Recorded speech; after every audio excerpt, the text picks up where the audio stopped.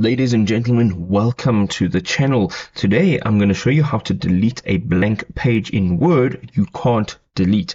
Right, so let us get straight in. The first thing you want to go ahead and do is make sure that you have your document open, and here clearly you can see that there is a blank page. Now you may be able to hit the backspace button and actually delete this page. Now, if this is not working for you, I'm going to just show you another fail-safe way. So what we're going to do is we're going to hold in Control and we're going to tap on G. Now, this will bring up the Find and Replace tab.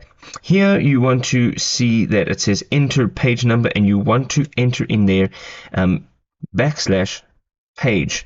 Right, and then you're going to hit enter, and once you've hit enter, it'll take you to that page, and here you want to click on close. Once you've done that, you're going to hit the delete button, and then you're going to hit the backspace button, and you can clearly see that that extra page, which is a blank page, has now been deleted.